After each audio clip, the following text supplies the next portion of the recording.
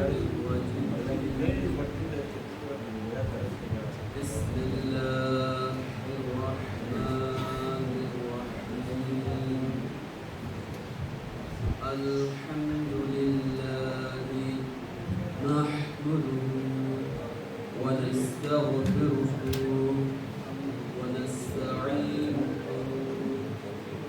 ونعوذ بالله من شرور أنفسنا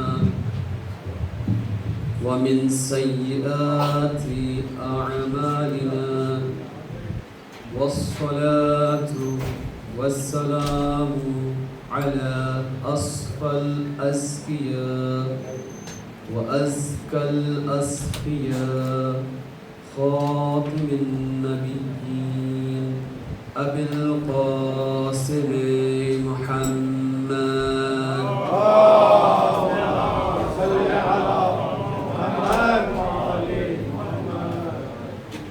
وعلى أهل بيته الطيبين الطاهرين المعصومين المنتجبين سيما على حجة 12 إمام المنتظر وهو نور الله وخليفة الله على أهل الدنيا والآخرة الأولى واللعنة الدائمة على أعدائهم أجمعين من الآن إلى قيام يوم الدين أما بعد فقد قال الله تعالى في قرآن المجيد وفرقان الحميد وقوله الحق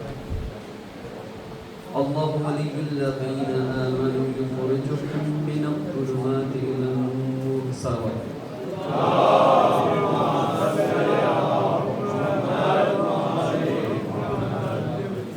خدا کا ایک بار پھر شکر ادا کرتے ہیں کہ ہمیں شیعان اہل بیت سے قرار دیا، ان گھرانوں میں پیدا کیا کہ جن گھرانوں کے ذریعے سے بآسانی ہم ذکر اہل بیت میں پہنچ سکیں۔ اصحاب امام حسین علیہ السلام کی خصوصیات کی بحث چل رہی تھی۔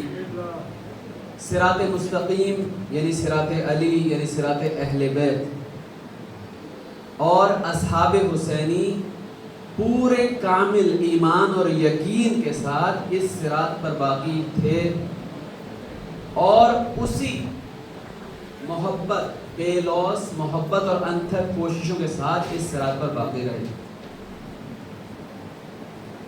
اصحاب حسینی نے ایسا کیا کہ آج بھی 1400 سال کے بعد ہم ذکر کر رہے ہیں ان ہستیوں کا کہ جن کے ذریعے سے ہم بآسانی عالم ملکوت سے اتصال پیدا کر سکتے ہیں۔ ہم سب کا یہاں اکٹھا ہونا ظاہری طور پہ ایسے لگتا ہے کہ ہم خود چل کے آئے ہیں، لیکن بغیر توفیق کے ممکن نہیں۔ ایک صلوات پڑھی محمد والے محمد۔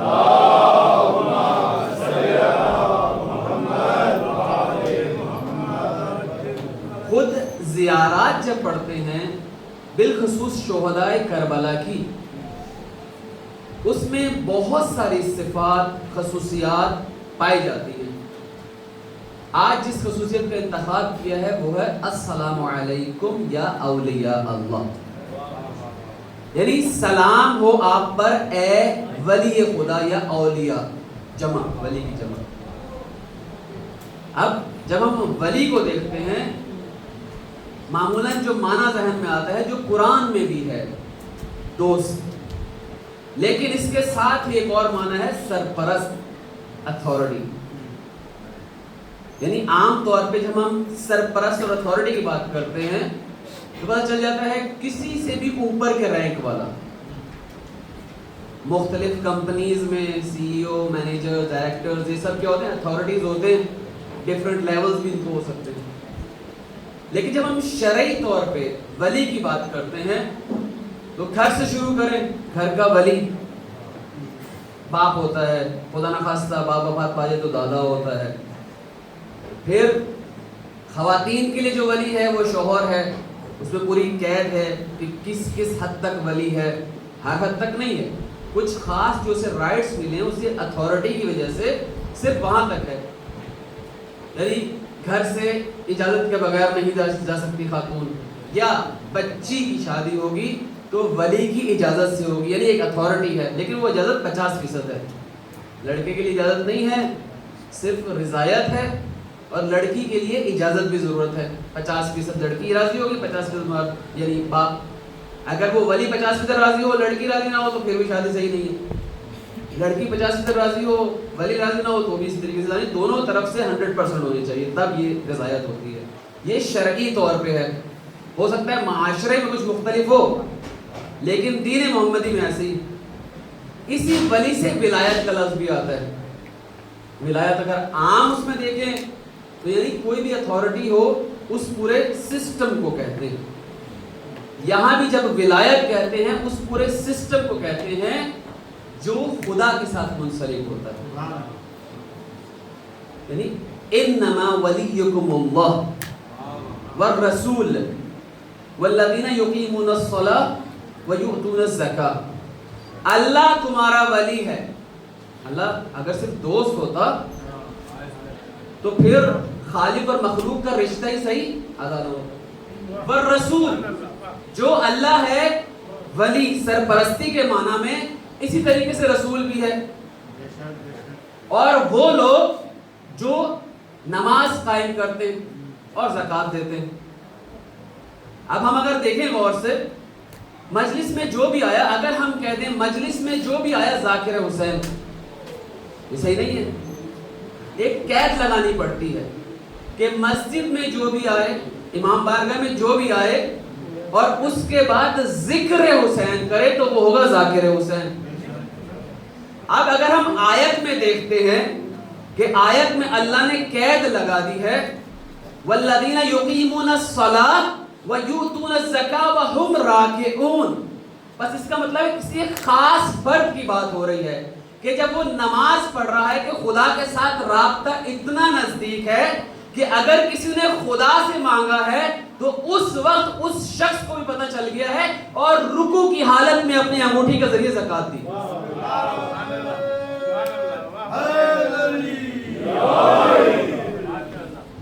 یہ ہے ولایت، اتھارٹی.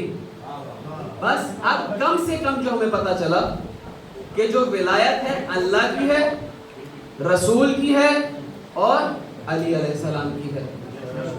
یعنی اگر دین کو دیکھیں تو توحید، نبوت اور امامت تک ہم پہنچ گئے. اب یہ جو ولایت ہے اس کا سلسلہ رک گیا ہے یا باقی، یا اس ولایت کا دائرہ اختیار کتنا ہے؟ اگر قرآن سے سہارا لیں تو قرآن فرماتا ہے رسول کے بارے میں، لیکن جو بھی کہتے ہیں نا قل، اس کا مطلب ہوتا ہے اے رسول، کیونکہ رسول پہ نازل ہوا ہے قرآن. البتہ ہمارے لیے نازل ہوا ہے لیکن رسول پہ ہی نازل ہوا ہے، اور کوئی اس قابل نہیں تھا آدم سے لے کے خاتم تک کہ جس پہ قرآن نازل ہو سکے. قرآن کہتے ہیں 7 نزول ہیں، کلام الہی ہے.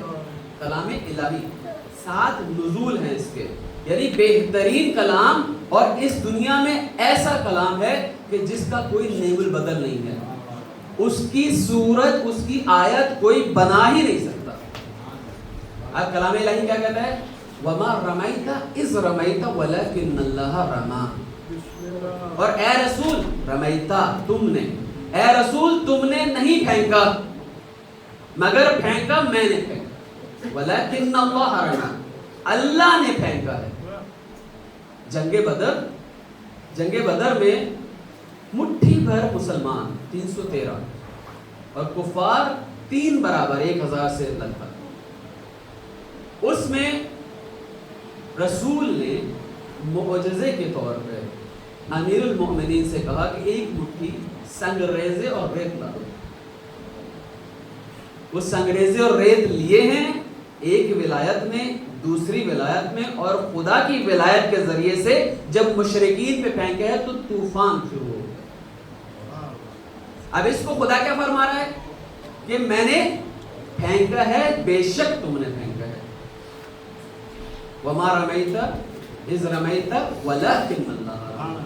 یعنی خدا نے جو بھی کام کیا ہے رسول کے ذریعے سے اس دنیا میں، اب یہ جو ولایت کا سلسلہ ہے معمولاً ہم سمجھتے ہیں جو بھی ہم کام کر رہے ہیں اپنی طاقت سے کر رہے ہیں. اس وقت میں بول رہا ہوں تو میں اپنی طاقت سے بول رہا ہوں. یا تھوڑی سی بحث گرفتار نہ ہو جائیں کچھ پیچیدہ بحثوں میں. مختصر طور پہ جو کچھ بھی مجھے عطا کیا گیا خدا کا عطا کیا، یعنی بغیر کسی پیچیدہ بحث کے مجھے سانس لینے کی توفیق سسٹم خدا نے دیا ہے، مجھے بولنے کے لیے پورے کا پورا سسٹم خدا نے دیا ہے. بس ایک تو یہ ہو گیا جو بھی میں کر رہا ہوں خدا کی مرضی سے لیکن اختیار کے ساتھ. لیکن ایک جو چیز شو کروا رہی ہے یہ آیت وہ یہ کہ قربت اتنی تھی کہ اگر رسول کام کر رہے ہیں خدا کہہ رہے ہیں میں کر رہا ہوں. یہ جو ولایت کا اختیار ہے یہ بتانا مقصود ہے. بس جو ہم نے کہا کہ اللہ ولی ہے، رسول ولی ہے، امامت ولی ہے، اس کا مطلب یہ نہیں ہے کہ کسی ایک کام میں جو بھی اس دنیا میں کام ہوں گے سب کے لیے ولایت ان کی کھلی. محمد والے محمد علیہ السلام برنتر صلوات.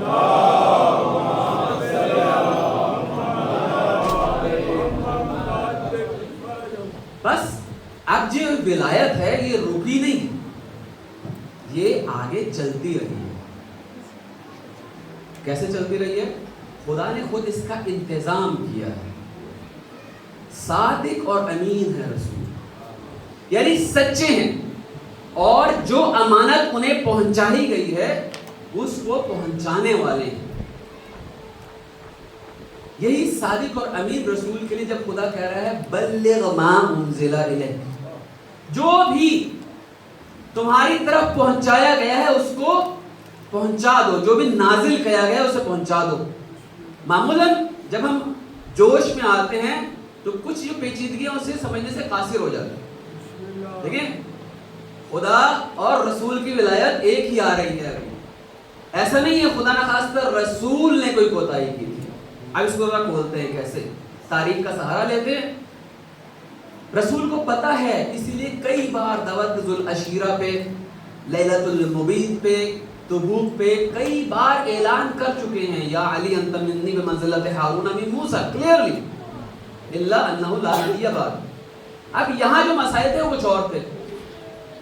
یہاں جب حج الوداع کرنے کے بعد آخری حج، پہلا اور آخری حج یعنی ہجرت کے بعد حجۃ الوداع کرنے کے بعد جب رسول نے کوشش کی ہے پہنچانے کی اس ولایت کے تسلسل کو تو کعبہ کے نزدیک تھے.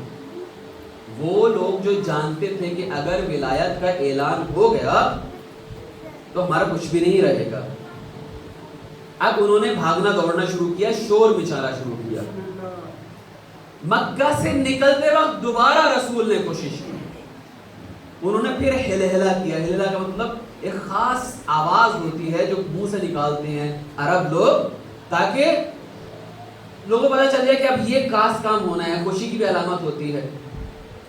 تیسری بار غدیر خم پہ اب خدا نے کیا کہا واللہ یعصمک عن الناس، اب اللہ تمہیں انسانوں سے محفوظ رکھے گا. اب جب رسول نے بلایا ہے جو بھاگنے والے تھے نہیں بھاگ سکے، وہ جو پیچھے رہ گئے تھے ان کو آنا پڑا. اب خدا نے اپنی قدرت سے اپنے تصرف سے وہ اختیار سلب کر لیا جو انسان کو دیا ہو. اب آپ خود سوچیں کہ کیسے ہوا تھا کہ 2 بار وہ نہیں کر سکا لیکن تیسری بار ہو گیا. اچانک نہیں تھا، خدا نے اپنی ولایت سے تصرف کیا تھا جو کہ رسول کو ولایت عطا کی تھی. اور اس کے بعد اور پھر جب سب اکٹھے ہوئے تو ایک منفرد کام ہوا ہے. پالانوں کا منبر پہلے کہاں سنا تھا؟ ایک ایسا کام کیا کہ رہتی دنیا تک کوئی دوبارہ نہ کر سکے. اور اس کے بعد ولایت کی انتقالی کا اعلان کیا ہے ہاتھ میں ہاتھ پکڑ کے من کنت مولا ہو فہذا علی المولا. جس جس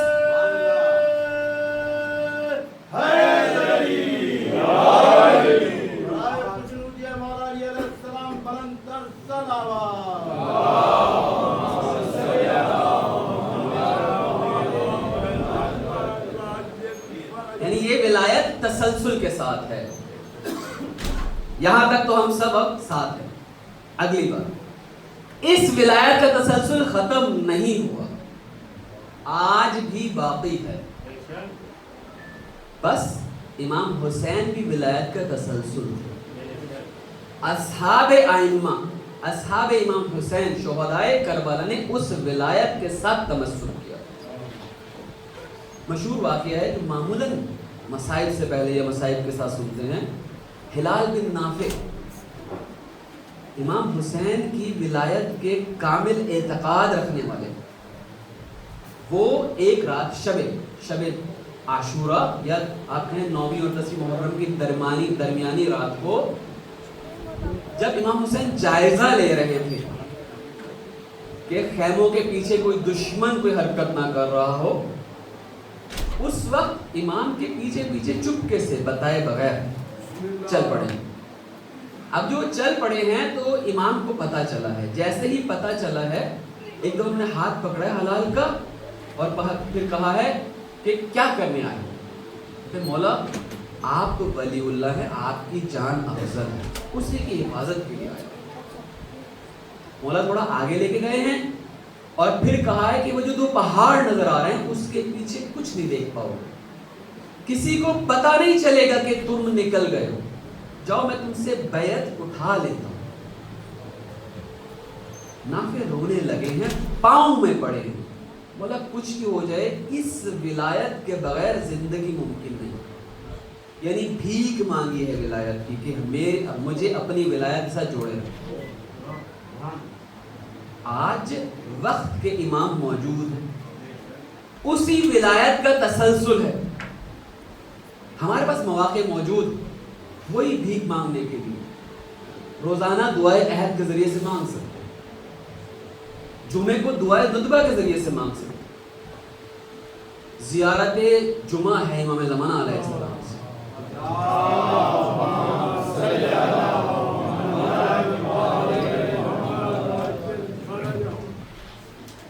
بس اس ولایت کے اگر حصار میں رہیں گے تو دنیا اور آخرت سب میں کامیابی. اب ہمارا جو سرنامہ کلام ہے، اللہ ولی الذین یخرجہم من الظلمات الی النور. اللہ ولی ہے ان لوگوں کا جو ظلمات سے، تاریکیوں سے نکال کر لے جاتا ہے نور کی طرف. سب سے پہلے تو پچھلی مجلس میں عرض کیا کہ نور یعنی اہل بیت، نور یعنی علی، نور یعنی آل علی. اور سب سے پہلے تو جتنی بھی تاریکیاں ہیں ان سے جب ہم نے دور جانا ہے تو علی کے ساتھ متمسک. اب بات آتی ہے اللہ ولی الذین. یہ جو ولایت خدا ہے یہ کیا یہیں تک ہے یا اس سے آگے بھی چل رہی ہے؟ کیا اہل بیت میں اتنی اتھارٹی اللہ نے دی ہے کہ وہ اس ظلمات سے ہمیں نور کی طرف لے کے جا سکے؟ خود اگر ہم ذاتی طور پہ دیکھیں تو یہ مجالس کم سے کم بھی 1300 کچھ سالوں سے ہو رہی، 1300 کچھ سالوں سے ہو رہی. یعنی کسی بھی صورت ختم نہیں ہوئی. مشکلات، مصائب، رکاوٹیں سب کچھ ہے. بالخصوص آپ بانیان سے پوچھیں، چاہے وہ امام بارگاہ کے ہوں، چاہے وہ مجلسوں کے ہوں، وہ بتاتے ہیں کہ کیسے کیسے حالات گزرے اور کیسے کیسے معجزات ہو کے دیکھیں. بزرگان بیٹھے، ان سے ایک دو پوچھیں تو بتائیں گے کہ زیرو سے یعنی مائنس سے شروع کیا تھا اور آج یہاں تک پہنچے. بس یہ خالی ہمارے بس کی بات نہیں، یہ تو طے ہے. ہمارے بس کی بات کیا ہے؟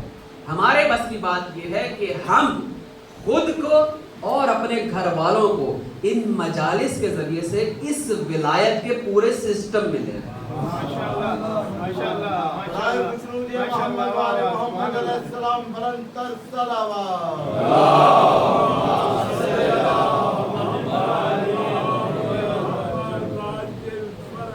اب جب اہل خانہ اور بچوں کی بات شروع ہو گئی ہے تو ایک چھوٹی سی بہت تفصیل طرف معاملہ ہے، لیکن کوشش کروں گا مختصر طور پہ عرض کروں کہ دیکھیے مولا متقیان کی ایک حدیث وَلَا تُقْصِرُوا أَوْلَادَكُمْ عَلَىٰ آدَابِكُمْ.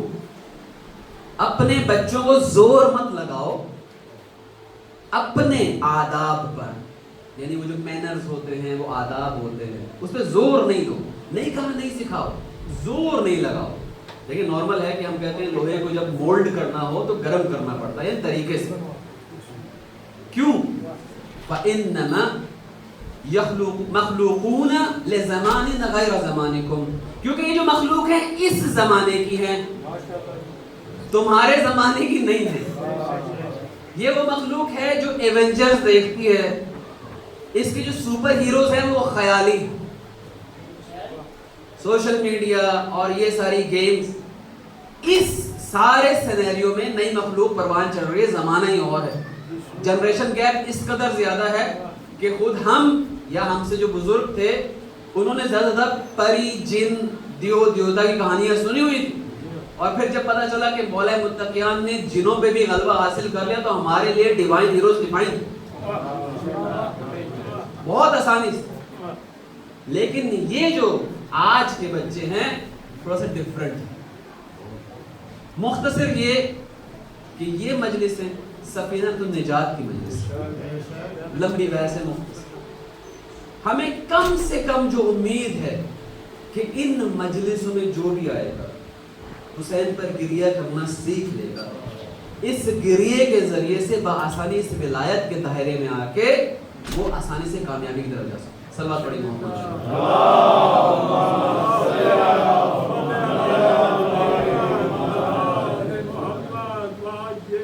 بس یہ ولایت ہمیں دکھنے میں، کیونکہ مجلس کا محور ایسا تھا کہ ائمہ کا ذکر، امام کا ذکر تھا.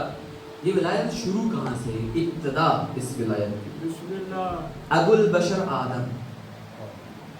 جب آدم کو مٹی سے اللہ نے بنا دیا پتلے کے طور پہ، وَنَفَخْتُ فِيهِ مِن رُوحِي، اور پھر جب اپنی روح، اپنی ولایت کو ڈالا تو اس کے بعد پھر ملائکہ سے کہا وَإِذْ قَالَ رَبُّكَ لِلْمَلَائِكَةِ اسْجُدُوا لِآدَمَ، اے فرشتوں اس آدم کو سجدہ کرو. کب؟ جب ولایت سونپ دی گئی. فَسَجَدُوا كُلُّهُمْ أَجْمَعِينَ، ہر فرشتے میں، کلہم تمام کے تمام، اجمعین سارے کے سارے، حتی جبرائیل تمام نے. لیکن ایک اور مسئلہ ہے یہاں، الا ابلیس، یعنی ابلیس موجود تھا. اس کا مطلب ہے ولایت کے جہاں حامی ہیں وہاں مخالف بھی موجود ہیں اور رہیں گے. کیوں؟ کیونکہ جب خدا نے پوچھا کیا ہوا تو نے سجدہ کیوں نہیں کیا، جب میں نے خلیفہ ایک ولی بنا کر زمین پہ بھیجا ہے تو نے سجدہ کیوں نہیں کیا؟ اب وہ کیا کہہ رہا ہے؟ انا خیر منک خلقتنی من طین، میں اس سے بہتر ہوں اس لیے کہ تو نے اسے مٹی سے بنایا ہے. وہ نہیں دیکھ رہا کہ ولایت بھی ہے، وہ اپنی مادی نگاہ سے دیکھ رہا ہے کہ صرف اور صرف مٹی کا پتلا ہے جو آگ کا نہیں ہے. اب شیطان نے قسم کھائی، اور کیا قسم کھائی؟ فَبِمَا أَغْوَيْتَنِي، اے خدا تو نے مجھے گمراہ کیا. نہیں کہہ رہا میں گمراہ ہو گیا، اپنا قصور خدا پہ ڈال رہا ہے. فَبِمَا أَغْوَيْتَنِي، تو نے کیونکہ مجھے گمراہ کیا ہے، بس اب کیا ہوگا؟ لَأَقْعُدَنَّ عَلَى صِرَاطِكَ الْمُسْتَقِيمِ، میں اس صراط مستقیم پہ بیٹھ جاؤں گا. بس ہر صورت میں جہاں صراط مستقیم یعنی علی کے ماننے والے ہوں گے وہاں علی کی مخالفت کرنے والے بھی موجود ہوں گے. ہمیں ان سب کو اس پورے سینیریو کے ساتھ لے کے چلنا ہے. اسی لیے ہم آیت الکرسی پڑھتے ہیں. آیت الکرسی کے بے شمار فوائد، چھوٹی سی ہے، زیادہ سے زیادہ 3 منٹ میں، اگر بہت اسپیڈ ہو، بہت آرام سے ٹہر ٹہر کے پڑھیں تو 5 منٹ میں یا اس سے بھی کم میں پوری ہو جاتی ہے. البتہ ہماری جو اسپیڈ ہوتی ہے قرآن پڑھنے کی تو وہ شاید 2.5 منٹ میں پوری کر سکتے. آیت الکرسی توحید، نبوت، امامت پوری کی پوری. اس میں ایک آیت ہے فَمَن يَكْفُرْ بِالطَّاغُوتِ، یعنی جس نے بھی طاغوت، خدا کے مخالفین کے کفر کیا یا اس کو ڈینائی کیا، اس کو نہ مانا، وَيُؤْمِن بِاللَّهِ، پہلے یہ نہیں آیا کہ یؤمن باللہ وَيَكْفُرْ طاغوت، یکفر طاغوت وَيُؤْمِن بِاللَّهِ، یعنی پہلے آپ کو یقین ہونا چاہیے کہ اس کی مخالفت نہیں، یہ حق ہے. اس کے بعد ہے یؤمن باللہ. پھر کیا ہوگا؟ فقد استمسک بالعروۃ الوثقی. بس جس نے بھی مخالفت کی، طاغوت کی اور ایمان لایا اللہ پر، صرف وہی ہے جو عروۃ الوثقی کو تمسک کر سکتا ہے، پکڑ سکتا ہے. اب جہاں بھی نام لیتے ہیں احادیث میں وہی کیا آتا ہے کہ عروۃ الوثقی یعنی علی، یعنی اس عروۃ الوثقی کو جس نے پکڑ لیا وہ خود بخود طاغوت یعنی غیر خدائی طاقتوں سے دور ہو جائے گا. بس اس حدیث اس آیت الکرسی کو اگر ہم غور سے دیکھیں، اللہ ولی الذین آمنوا یخرجهم من الظلمات الی النور، یہاں سے ہم نے شروع کیا تھا. ہم نے کہا تھا کہ خدا کی ولایت، ائمہ کی ولایت، اور اس کے بعد اس ولایت کا دائرہ کار بڑھ گیا ہے. کیسے؟ ان مجلس اعضاء کو جب ہم نے کہا ہے تو اس میں ہم ظاہری طور پہ نہیں دیکھ رہے کہ کون موجود ہے. ہم ظاہری طور پہ ان کو دیکھ سکتے ہیں جو ہم دیکھ سکتے ہیں، لیکن وہ جو ملکوتی اور باطنی فضل ہے، کرم ہے، ہماری دید نہیں ہے وہاں تک جانے کی. اور لیس للانسان الا ما سعى، انسان کی جتنی کوشش ہوتی ہے، جتنی بساط ہوتی ہے، اس سے زیادہ اللہ پوچھتا بھی نہیں. بس آپ پورے سینیریو کے ایک دفعہ ریپیٹ کرتے ہیں اور ایک قدم آگے انشاءاللہ. اللہ ولی الذین آمنوا، اللہ ولی ہے ان لوگوں کا جو ایمان لائے. یخرجہم من الظلمات الی النور، اور اللہ خارج کرتا ہے، دور کرتا ہے ظلمات سے نور کی طرف. ظلمات ہو گئے سارے کے سارے طاغوت، اور نور ہو گئے ائمہ اہل بیت علیہم السلام. کربلا ساری کی ساری یہی ہے. کربلا میں جتنے لوگ تھے شہدائے کربلا کے نام پہ، اصحاب حسینی کے نام پہ، وہ کیا ہوئے؟ وہ طاغوت کو، اس وقت کی یزیدیت کو ٹھکرا کر کہاں پہنچ گئے؟ سیدھا نور کی طرف. برائے خوشنودی شہدائے کربلا علیہ السلام بلند تر صلوات.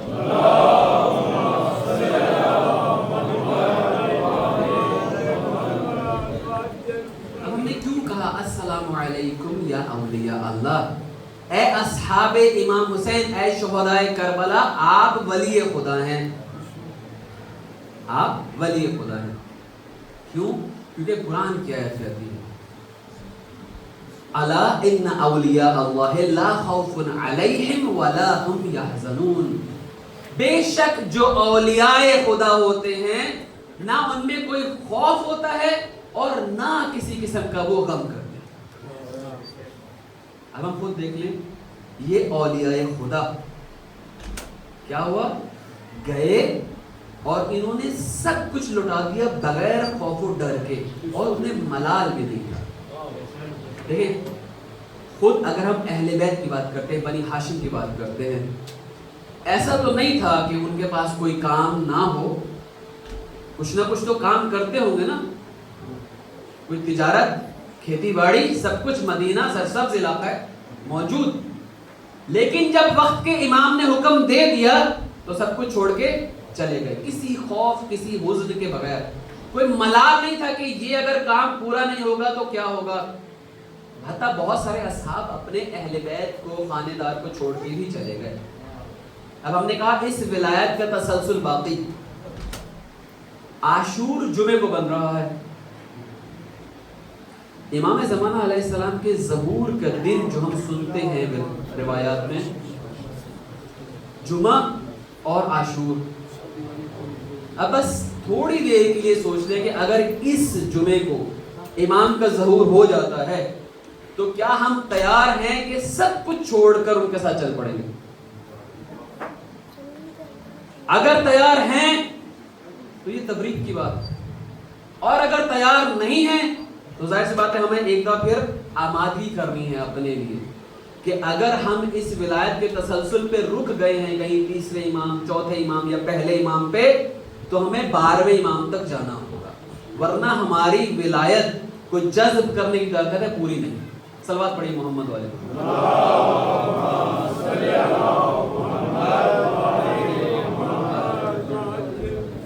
بس زیارت عاشورہ کا ایک جملہ اور پھر آپ لوگوں کی ذمہ داری اصحاب حسینی اس کمپلیٹ پورے ولایتی سسٹم کو سمجھتے ہوئے مکمل طور پہ یقین کے ساتھ امام حسین علیہ السلام کا ساتھ دینے کے لیے اپنا سب کچھ قربان کر کے اولیاء خدا میں شامل ہوئے. اور اولیاء خدا یعنی جو ولایت خدا کی حاصل کرتے ہیں رکھتے ہیں, اس کے درجے مختلف ہو سکتے ہیں, ظاہر سی بات ہے. امام جو ہے وہ اتم مصداق ہے اس ولایت کا رسول کے بعد, لیکن اولیاء خدا میں بھی وہ ولایت کا عنصر ہے, وہ اتھارٹی ہے. اسی لیے جب ہم ان کی قبور پہ حتیٰ جاتے ہیں, گرچہ ان کی ارواح اس وقت ان کی قبور کے ساتھ موجود نہیں ہیں, لیکن وہ جو ولایت کی اتھارٹی ہے اس کے مطابق دعائیں قبول ہو جاتی ہیں, کوئی بڑا مسئلہ نہیں ہے. جب اس مجلس اعضاء کا فرش ہوتا ہے, یا ہم کہتے ہیں مجلس اعضاء, اس کو ہم مقدس مانتے ہیں, مستجاب الدعوات مانتے ہیں, کیونکہ وہ نسبت ہے صرف, اور وہ تو ان کے ساتھ تھے, انہوں نے درک کیا اسے. اس لیے ہم زیارت عاشورہ میں کیا پڑھتے ہیں, اللہم انی اتقرب الیک, اے اللہ میں تیرا تقرب چاہتا ہوں. اللہ سے بات کر رہے ہیں, اس لیے بحب حسین, حسین کی محبت سے اور اس کے اولیاء کی محبت سے, یعنی اصحاب حسین کی محبت سے. دیکھیں مجلس اعضاء میں کوئی بھی آ سکتا ہے, عمومی دعوت ہے حسین کی طرف سے, سفینۃ النجات, لیکن اس مجلس سے حسین اپنی مرضی سے چنتے ہیں. کوئی بھی آ سکتا ہے سوائے یزیدی, لیکن چننے کے لیے ہمارا ظرف اتنا ہونا چاہیے اس چناؤ کے لیے کہ حسین خود مسلم بن عقیل کو چنے, اپنے معتمد کے طور پر, اپنے بھائی کے طور پر.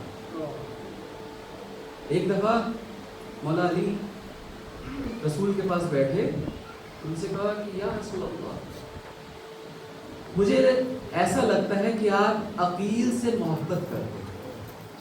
کہتے ہیں ہاں حبین, دو وجہ ہیں محبت کی. ایک وجہ یہ کہ میرے چچا ابو طالب اس سے محبت کرتے ہیں, اور ایک وجہ یہ ہے کہ عقیل کا بیٹا تمہارے بیٹے حسین کے لیے مقتول بنے گا, اور مومنین مسلم بن عقیل کے قتل پر آنسو بہائیں گے. اور اس کے بعد رسول رونے لگے, اتنا روئے کہ رخسار تک آنسو پہنچ گئے.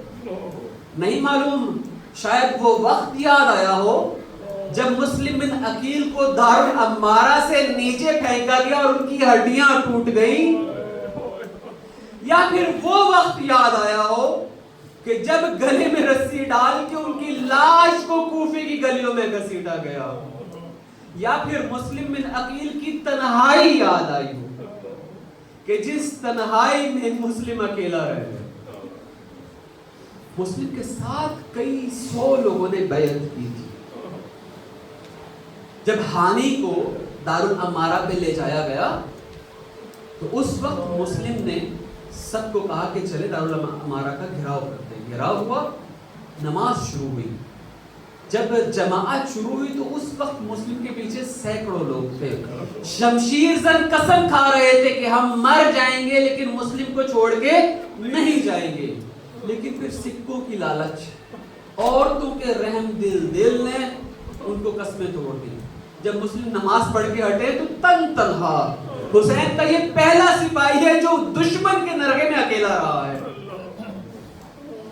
اب مسلم انجان ہیں, کوفہ کی گلیوں کو نہیں جانتے ہیں, مسلم گلیوں میں انجان پھر رہے ہیں, ابن زیاد کی فوج کے سامنے نہیں آ رہے ہیں, ایک دہلیز پہ بیٹھ گئے ہیں, یاد کر رہے ہیں کہ حسین اپنے چھوٹے چھوٹے بچوں کو سفر کی صعوبتیں برداشت کرتے ہوئے ان بیوہ کوفیوں کے پاس لا رہے ہیں, جس میں علی اصغر بھی ہے, جس میں سکینہ بھی ہے.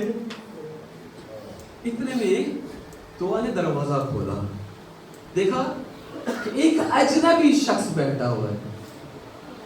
اس نے پوچھا یہاں کیوں بیٹھے ہو, کوفے کے حالات صحیح نہیں ہیں. ان کا میں اجنبی ہوں، مجھے ایک گلاس پانی دے دو۔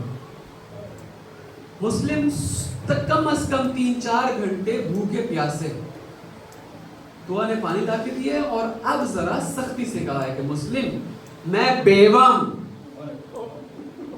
خدا کا نام ہے یہاں سے چلے جاؤ، لوگ دیکھ رہے ہیں۔ اب جب بنی ہاشم کو یہ غیرت کا جملہ سننا ملا تو اس نے کہا میں کہاں جاؤں، میں اجنبی ہوں، یہاں نہیں رہتا ہوں۔ دعا نے پوچھا کہ آپ کہاں سے ہیں؟ کہا مدینہ۔ تو اہل بیت کی چاہنے والی تھی، مدینہ کا نام سن کے زہرا یاد آ گئی اسے۔ پوچھا مدینہ میں کہاں سے ہو؟ محلہ بنی ہاشم سے۔ اور پوچھا ہے اجنبی اپنا نام تو بتاؤ۔ مولا نے کہا مسلم بن عقیل، وہ جو حسین کا نمائندہ تھا لیکن آج تنہا تنہا باقی ہے۔ انہوں نے اپنے گھر بلایا، بہت پیار سے کھانا دیا، پانی پہنچایا ہے، کاش تو آپ کربلا میں ہوتی، چند بوند پانی حسین کے بچوں کو مل جاتے۔ مسلم نے تھوڑا سا پانی پیا، مصلی پہ کھڑے ہو گئے، تھوڑی دیر کے لیے آنکھ لگی تو پھر مولا علی خواب میں آئے کہ مسلم تم جلدی اپنے خون میں غلطہ ہونے کے بعد ہم سے آ ملو گے۔ ابھی یہی خواب چل رہا تھا کہ اچانک آواز آنا شروع ہوئی۔ مسلم نے دیکھا کہ ابن زیاد کی فوجوں نے حملہ کر دیا ہے، چھت پر گئے، لڑائی کی، لیکن اس کے بعد ان کم ظرفوں نے آگ پھینکنا شروع کی۔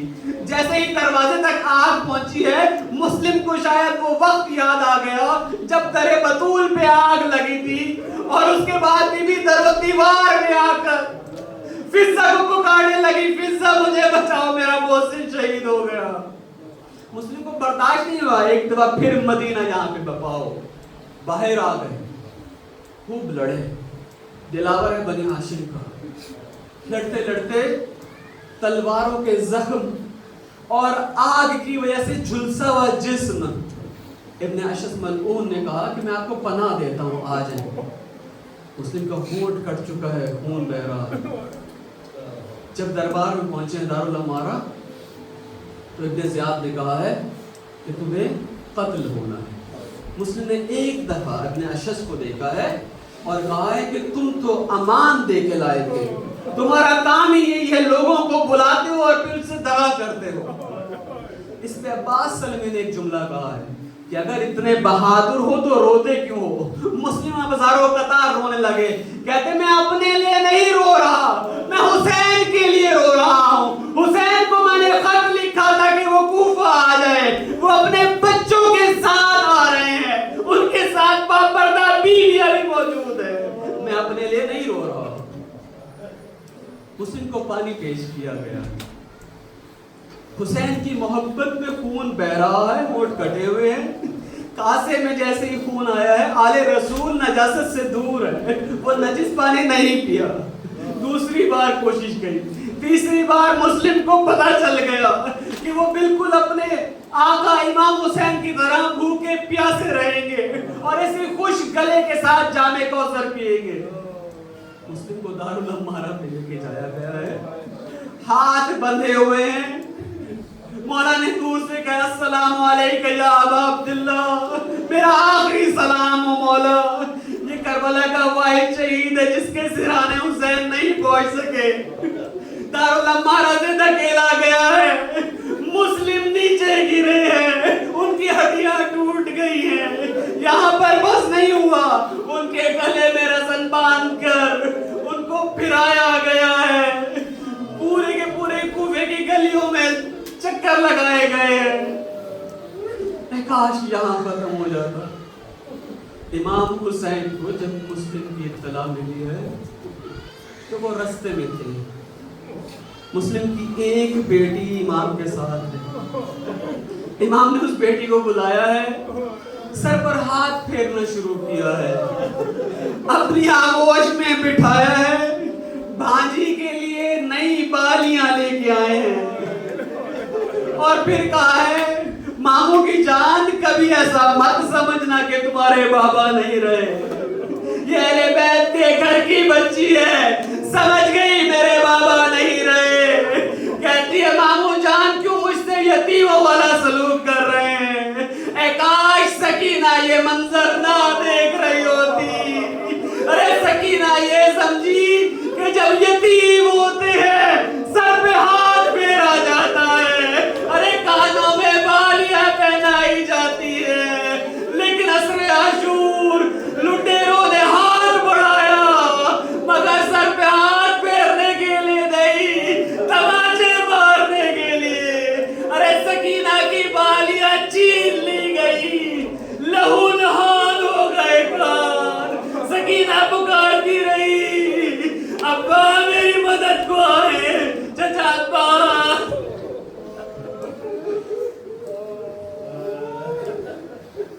अला लानतुल्लाहि अला कौमिल ज़ालिमीन, सयअलमुल लज़ीना अय्युम मुनक़लिबिन यनक़लिबून। परवरदिगार के मोहम्मद वाले मोहम्मद हमारी इस इबादत को अपनी दरगाह में कबूल मंजूर फरमा। परवरदिगार इन चंद कतरे आंसुओं का सदका है मेरे मालिक, जितनी शरियाजात हमारे मोमिनीन के दिल में उनको बरला। मेरे मालिक कितने लोग कहते हैं हमें कि मिंबर मुस्तजाबत दुआ की जगह है, उन सब को हम जहन में रखते हुए तुझसे इल्तजा करते हैं मेरे मालिक, इस पाक खून के सदके में उनकी तमाम हाजतों को कर ला। परवरदिगारा बहुत सारी हाजतें हैं, अगर गिनना शुरू करें तो ख़त्म नहीं होगी मेरे मालिक, तो हमारे दिल का हाथ बेहतर जानता है। इस मजलिस अज़ा के सदके में उनको तमाम कर परवरदिगारा हमारे इमाम ज़मान पे जब ज़रूर फरमा, हम उनको आमान अंसार में शामिल होने की तौफीक अता फरमा।